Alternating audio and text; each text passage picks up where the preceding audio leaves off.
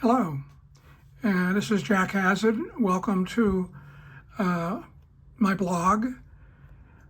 Today, I've stacked up two piles of books that I used and continue to use as I research Donald Trump and his notorious effect on American democracy. And so here's stack one. I'll come back to it. And here is stack two. And it turns out that there's a great deal of literature on Donald Trump, of course. But what's really important between now and November is for Americans to take seriously who Trump is. For one, he's a serial criminal. He was just docked more than $350 million, and it will actually rise to about $450 million for committing fraud in New York State. His two sons will each be ordered to pay up at least $4 million each, and they will also lose the right to do business and manage their own businesses in New York. A judge is going to be doing that. Trump has also been convicted and found guilty of rape and sexual assault.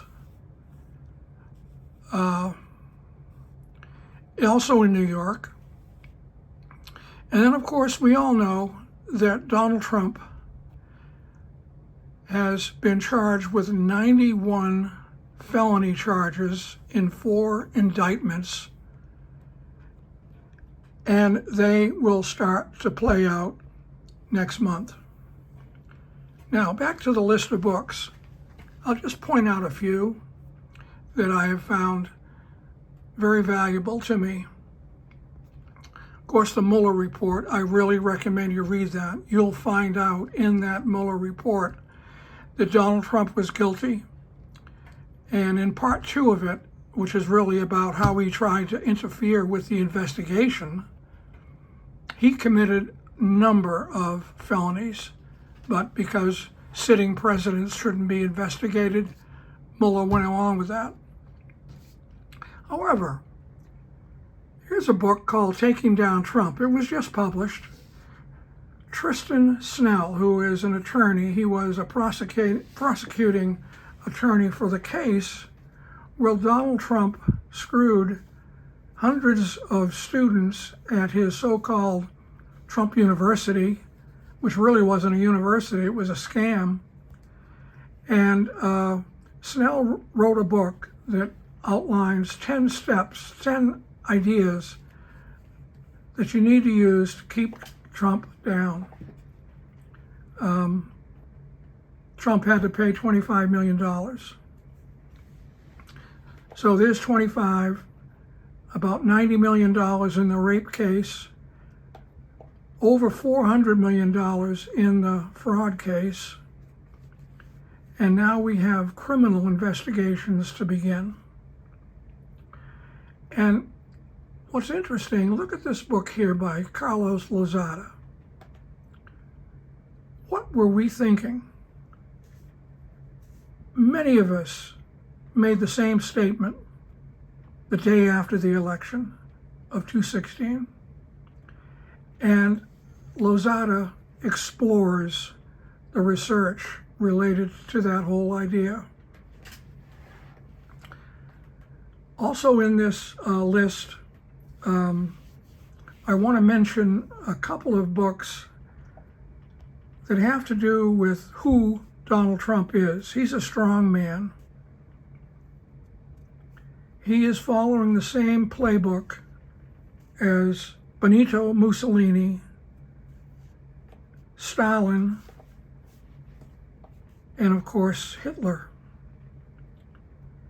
And all you have to do is listen to what Trump says, and you will see he uses the language of these authoritarian dictators.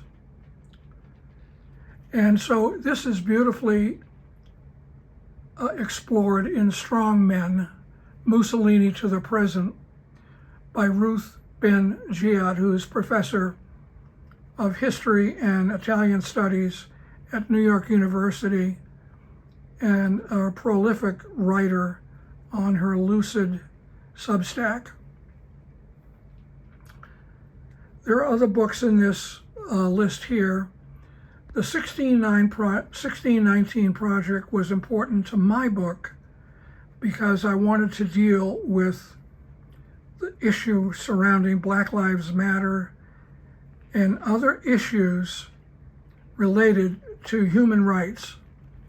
And Nicole Hannah-Jones's book, The 1619 Project, is a great starting place for us. And then I also want to point out Mary L. Trump's book. She's a PhD in psychology and, of course, related to Donald Trump. And she, as in her book, Too Much and Never Enough, documents Trump's life and the danger that he presents to the United States. On this list here, you see a number of different books.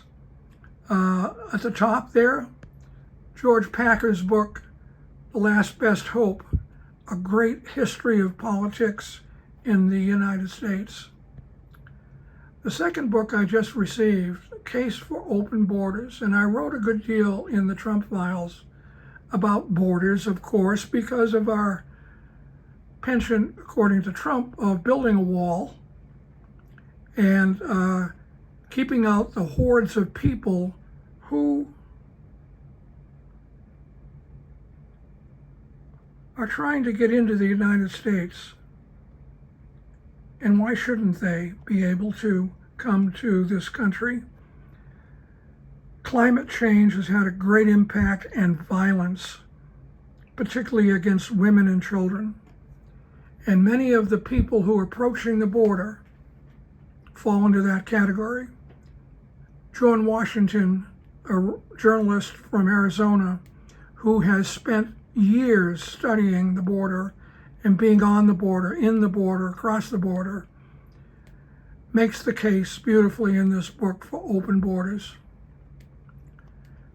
There are other books here, of course.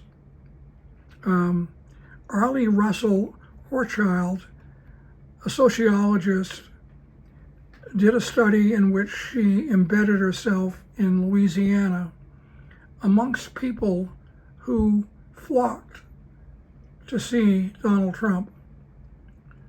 Why did they do that? What's going on with them? She has some very good answers in this book, and I wrote a good deal about that in the Trump Files. And then finally, I want to just point out the book at the bottom of the list, Germany, 1923.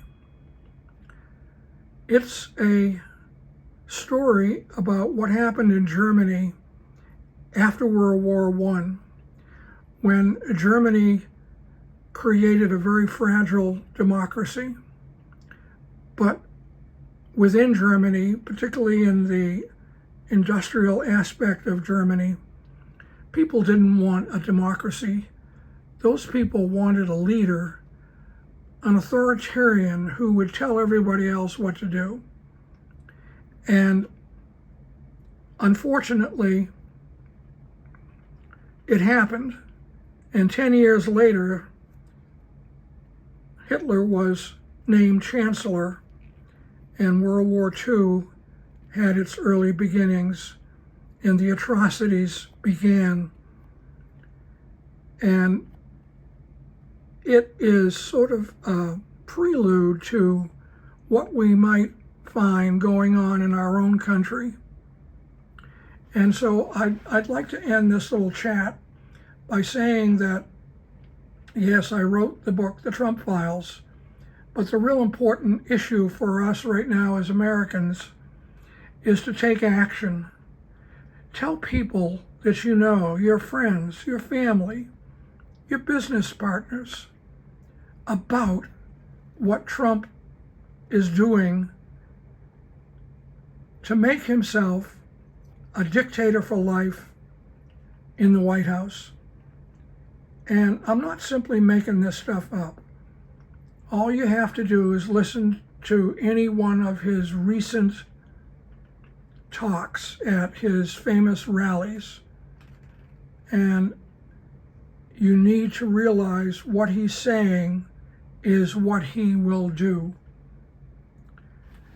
So I hope you enjoyed this very brief introduction to a few books you might look at yourself. In the meantime, I hope you're doing well, and take care, and hopefully you'll come back to my blog for some further ideas. Bye-bye.